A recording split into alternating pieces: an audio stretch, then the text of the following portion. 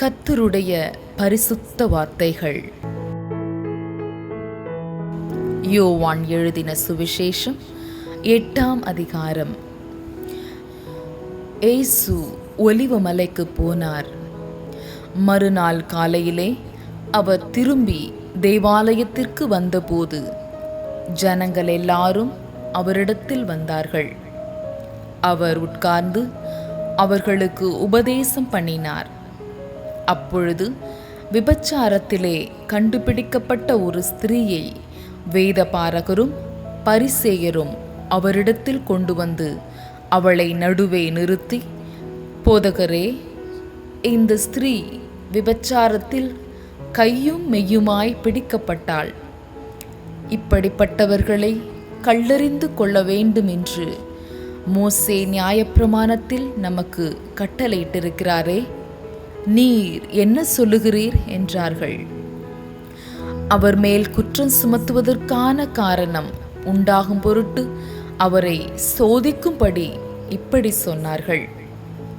இயேசுவோ குனிந்து விரலினால் தரையிலே எழுதினார்.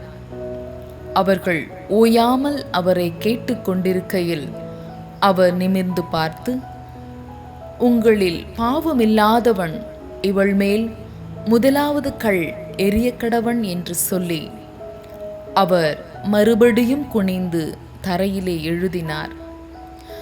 அவர்கள் அதை கேட்டு தங்கள் மனசாட்சியினால் கடிந்து கொள்ளப்பட்டு பெரியோர் முதல் சிறியோர் வரைக்கும் ஒவ்வொருவராய் போய்விட்டார்கள்.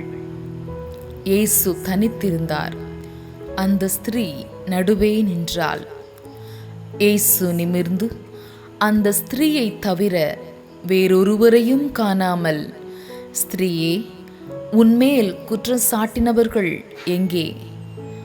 ஒருவனாகிலும் உன்னை ஆக்கினைக்குள்ளாக தீர்க்கவில்லையா என்றார்.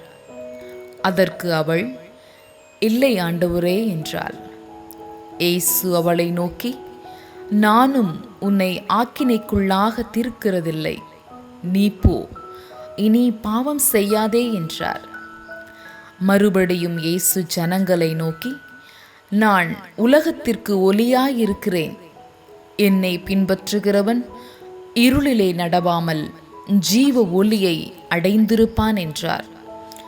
அப்பொழுது பரிசேயர் அவரை நோக்கி, உன்னை குறித்து நீயே சாட்சி கொடுக்கிறாய். உன்னுடைய சாட்சி உண்மையானது அல்ல என்றார்கள். இயேசு அவர்களுக்கு பிரதியுத்தரமாக, என்னை குறித்து நானே சாட்சி கொடுத்தாலும் என் சாட்சி உண்மையாயிருக்கிறது.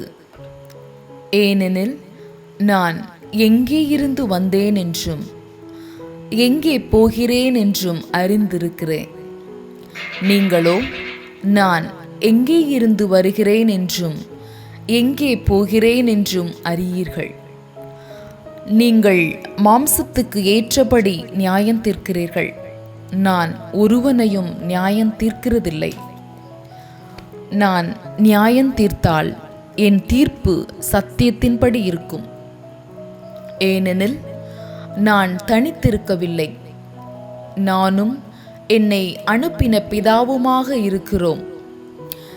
2 பேருடைய சாட்சி உண்மை என்று உங்கள் நியாயப்பிரமாணத்திலும் எழுதியிருக்கிறதே. நான் என்னை குறித்து சாட்சி கொடுக்கிறவனாயிருக்கிறேன். என்னை அனுப்பின பிதாவும் என்னை குறித்து சாட்சி கொடுக்கிறார் என்றார். அப்பொழுது அவர்கள், உம்முடைய பிதா எங்கே என்றார்கள். இயேசு பிரதியுத்தரமாக, என்னையும் அறியீர்கள், என் பிதாவையும் அறியீர்கள். நீங்கள் என்னை அறிந்தீர்களானால் என் பிதாவையும் அறிவீர்கள் என்றார்.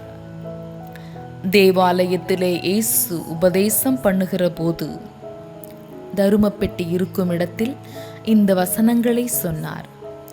அவருடைய வேலை இன்னும் வராதபடியினால் ஒருவனும் அவரை பிடிக்கவில்லை. இயேசு மறுபடியும் அவர்களை நோக்கி, நான் போகிறேன். நீங்கள் என்னை தேடி உங்கள் பாவங்களிலே சாவீர்கள். நான் போகிற இடத்துக்கு வர உங்களால் கூடாது என்றார். அப்பொழுது யூதர்கள், நான் போகிற இடத்துக்கு வர உங்களால் கூடாது என்கிறானே, தன்னைத்தான் கொலை செய்து கொள்வானோ என்று பேசிக்கொண்டார்கள். அவர் அவர்களை நோக்கி, நீங்கள் தாழ்விலிருந்து உண்டானவர்கள், நான் உயர்விலிருந்து உண்டானவன். நீங்கள் இந்த உலகத்திலிருந்து உண்டானவர்கள், நான் இந்த உலகத்தில் இருந்து உண்டானவன் அல்ல. ஆகையால் நீங்கள் உங்கள் பாவங்களில் சாவீர்கள் என்று உங்களுக்கு சொன்னேன். நானே அவர் என்று நீங்கள் விசுவாசியாவிட்டால் உங்கள் பாவங்களிலே சாவீர்கள் என்றார். அதற்கு அவர்கள், நீர் யார் என்றார்கள். இயேசு அவர்களை நோக்கி, நான் ஆதி முதலாய் உங்களுக்கு சொல்லி இருக்கிறவர்தான். உங்களை குறித்து பேசவும் நியாயம் தீர்க்கவும் எனக்கு அநேக காரியங்கள் உண்டு. என்னை அனுப்பினவர் சத்தியமுள்ளவர். நான் அவரிடத்தில் கேட்டவைகளையே உலகத்துக்கு சொல்லுகிறேன் என்றார். பிதாவை குறித்து பேசினார் என்று அவர்கள் அறியாதிருந்தார்கள். ஆதலால் இயேசு அவர்களை நோக்கி, நீங்கள் மனுஷகுமாரனை உயர்த்தின பின்பு நானே அவரென்றும், நான் என் சுயமாய் ஒன்றும் செய்யாமல் என் பிதா எனக்கு போதித்தபடியே இவைகளை சொன்னேன் என்றும் அறிவீர்கள். என்னை அனுப்பினவர் என்னுடனே கூட இருக்கிறார். என்னை அனுப்பினவர் என்னுடனே கூட இருக்கிறார். பிதாவுக்கு பிரியமானவைகளை நான் எப்பொழுதும் செய்கிறபடியால் அவர் என்னை தனியே இருக்க விடவில்லை என்றார். இவைகளை அவர் சொல்லுகையில் அநேகர் அவரிடத்தில் விசுவாசம் வைத்தார்கள். இயேசு தம்மை விசுவாசித்த யூதர்களை நோக்கி, நீங்கள் என் உபதேசத்தில் நிலைத்திருந்தால் மெய்யாகவே என் சீஷராய் இருப்பீர்கள். சத்தியத்தையும் அறிவீர்கள், சத்தியம் உங்களை விடுதலையாக்கும் என்றார். அவர்கள் அவருக்கு பிரதியுத்தரமாக, நாங்கள் ஆபிரகாமின் சந்ததியாயிருக்கிறோம். நாங்கள் ஒரு காலம் ஒருவனுக்கும் அடிமைகளாயிருக்கவில்லை. விடுதலை ஆவீர்கள் என்று நீர் எப்படி சொல்லுகிறீர் என்றார்கள். இயேசு அவர்களுக்கு பிரதியுத்தரமாக, பாவம் செய்கிறவன் எவனும் பாவத்துக்கு அடிமையாயிருக்கிறான் என்று மெய்யாகவே மெய்யாகவே உங்களுக்கு சொல்லுகிறேன். அடிமையானவன் என்றைக்கும் வீட்டிலே நிலைத்திரான், குமாரன் என்றைக்கும் நிலைத்திருக்கிறார். ஆகையால் குமாரன் உங்களை விடுதலையாக்கினால் மெய்யாகவே விடுதலையாவீர்கள். நீங்கள் ஆபிரகாமின் சந்ததியாரென்று அறிவேன். ஆனாலும் உங்களுக்குள்ளே என் உபதேசம் இடம்பெறாதபடியால் என்னை கொலை செய்ய தேடுகிறீர்கள். நான் என் பிதாவினிடத்தில் கண்டதை சொல்லுகிறேன், நீங்களும் உங்கள் பிதாவினிடத்தில் கண்டதை செய்கிறீர்கள் என்றார். அதற்கு அவர்கள், ஆபிரகாமே எங்கள் பிதா என்றார்கள். இயேசு அவர்களை நோக்கி, நீங்கள் ஆபிரகாமின் பிள்ளைகளாயிருந்தால் ஆபிரகாமின் கிரியைகளை செய்வீர்களே. தேவனிடத்தில் கேட்டிருக்கிற சத்தியத்தை உங்களுக்கு சொன்ன மனுஷனாகிய என்னை கொல்லத் தேடுகிறீர்கள். ஆபிரகாம் இப்படி செய்யவில்லையே. நீங்கள் உங்கள் பிதாவின் கிரியைகளை செய்கிறீர்கள் என்றார். அதற்கு அவர்கள், நாங்கள் வேசித்தனத்தினால் பிறந்தவர்கள் அல்ல, ஒரே பிதா எங்களுக்கு உண்டு, அவர் தேவன் என்றார்கள். இயேசு அவர்களை நோக்கி, தேவன் உங்கள் பிதாவாயிருந்தால் என்னிடத்தில் அன்பாயிருப்பீர்கள். ஏனெனில் நான் தேவனிடத்திலிருந்து வந்திருக்கிறேன். நான் சுயமாய் வரவில்லை, அவரே என்னை அனுப்பினார். என் வசனத்தை நீங்கள் ஏன் அறியாமல் இருக்கிறீர்கள்? என் உபதேசத்தை கேட்க மனதில்லாதிருக்கிறதினால் அல்லவா? நீங்கள் உங்கள் பிதாவாகிய பிசாசானவனால் உண்டானவர்கள். உங்கள் பிதாவினுடைய இச்சைகளின்படி செய்ய மனதாயிருக்கிறீர்கள். அவன் ஆதி முதற்கொண்டு மனுஷ கொலைபாதகனாயிருக்கிறான். சத்தியம் அவனிடத்தில் இல்லாதபடியால் அவன் சத்தியத்திலே நிலைநிற்கவில்லை. அவன் பொய்யனும் பொய்க்கு பிதாவுமாய் இருக்கிறபடியால் அவன் பொய் பேசும்போது தன் சொந்தத்தில் எடுத்து பேசுகிறான். நான் உங்களுக்கு சத்தியத்தை சொல்லுகிறபடியினாலே நீங்கள் என்னை விசுவாசிக்கிறதில்லை. என்னிடத்தில் பாவம் உண்டென்று உங்களில் யார் என்னை குற்றப்படுத்தக்கூடும்? நான் சத்தியத்தை சொல்லியிருக்க நீங்கள் ஏன் என்னை விசுவாசிக்கிறதில்லை? தேவனால் உண்டானவன் தேவனுடைய வசனங்களுக்கு செவி கொடுக்கிறான். நீங்கள் தேவனால் உண்டாயிராதபடியினால் செவி கொடாமல் இருக்கிறீர்கள் என்றார்.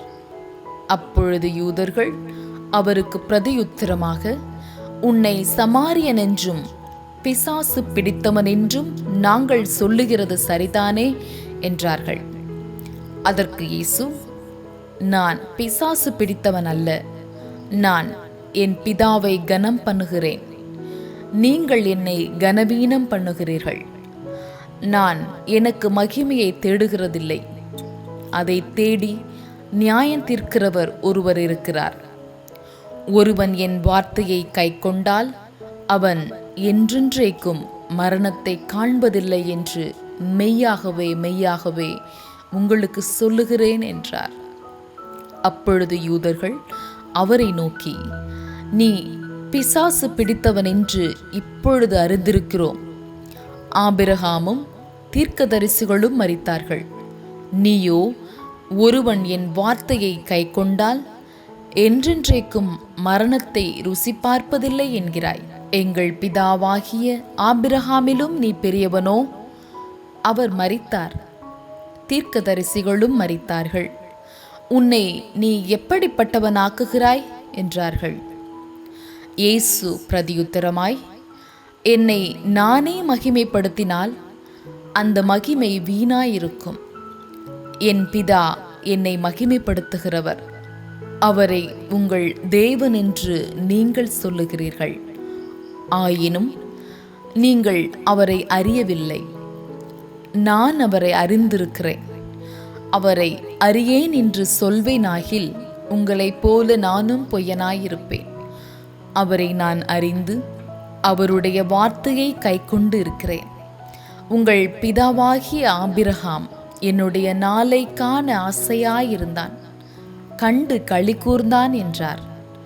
அப்பொழுது யூதர்கள் அவரை நோக்கி, உனக்கு இன்னும் 50 வயதாகவில்லையே, நீ ஆபிரகாமை கண்டாயோ என்றார்கள். அதற்கு இயேசு, ஆபிரகாம் உண்டாகிறதற்கு முன்னமே நான் இருக்கிறேன் என்று மெய்யாகவே மெய்யாகவே உங்களுக்கு சொல்லுகிறேன் என்றார். அப்பொழுது அவர் மேல் எரியும்படி கல்லுகளை எடுத்துக்கொண்டார்கள். இயேசு மறைந்து அவர்கள் நடுவே கடந்து தேவாலயத்தை விட்டு போனார். இப்பொழுது நீங்கள் கேட்டது யோவான் எழுதின சுவிசேஷம் 8ஆம் அதிகாரம்.